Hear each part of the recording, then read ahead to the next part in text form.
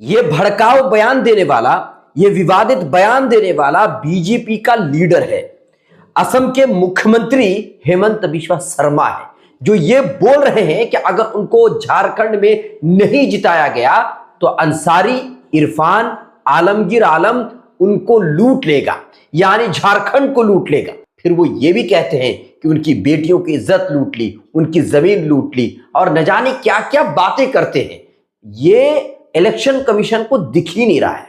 शायद election commission अपनी आंखों और कानों पर पट्टी बांध करके सोया हुआ है और शायद यही वजह है कि इलेक्शन कमीशन को ये विवादित बयान, ये भड़काऊ बयान, असम के मुख्यमंत्री हेमंत बिश्वा शर्मा का ये बयान दिख ही नहीं रहा है, सुन नहीं पा रहे, उनके कानों तक ये आवाज नहीं पहुंच रही है। कुछ ही समय के बाद, कुछ ही दिनों के बाद झारखंड में चुनाव है और इसी वजह से झारखंड में तमाम राजनीतिक पार्टियां अपनी रैलियां करते नजर आ रहे हैं।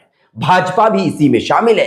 भाजपा के मुख्यमंत्री हेमंत बिश्वा शर्मा वहां पर यानी झारखंड में रैलियां कर रहे हैं। वो रैलियां नहीं कर रहे बल्कि हिंदू और मुसलमान कर रहे हैं।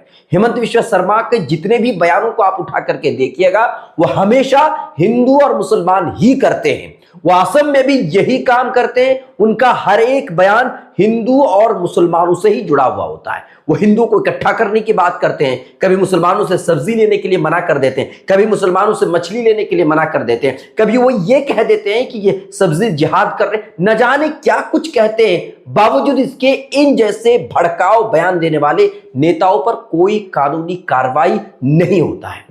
आप बताइए, इलेक्शन कमीशन की जिम्मेदारी होती है कि कोई भी चुनाव के समय में ऐसा भड़काव और विवादित बयान ना दे, और अगर कोई देता है तो उस पर कानूनी कार्रवाई होती है, लेकिन यहां पर ऐसा नहीं होता है। ये भड़काऊ बयान दे रहे हैं, वो ये कह रहे हैं सीधे तौर पर वो हिंदू और मुसलमान कर रहे हैं और हिंदू मुसलमान करके ही वो वोट मांग रहे हैं, लेकिन ये नजर में ही नहीं आ रहा। इलेक्शन कमीशन का ध्यान इधर जा ही नहीं रहा है।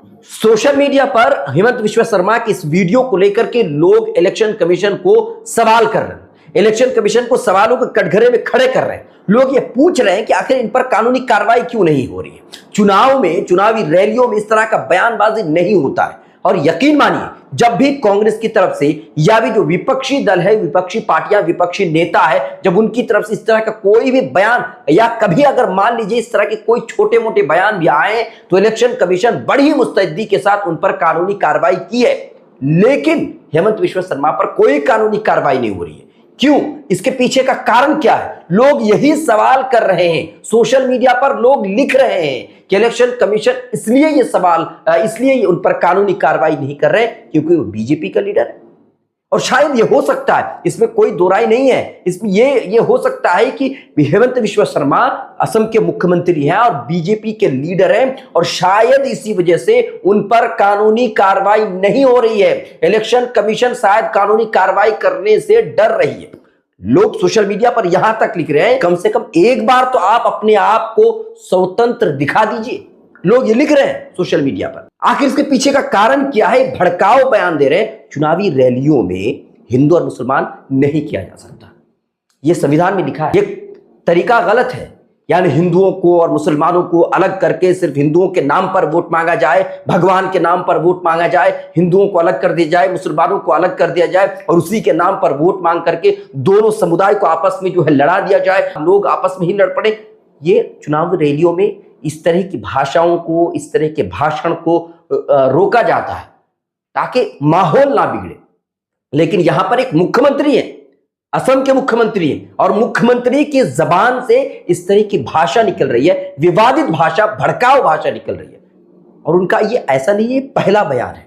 आप देखिएगा, हमेशा वो इसी तरह के भड़काऊ भाषण वो देते ही रहते हैं। वो कह रहे हैं कि अंसारी, इरफान, आलमगीर आलम ये उनको लूट लेंगे। कितनी बेहुदा भरी बातें हैं।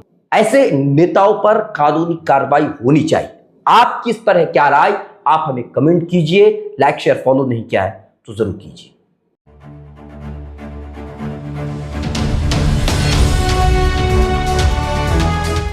ट्रू रिपोर्ट्स, सच आप तक।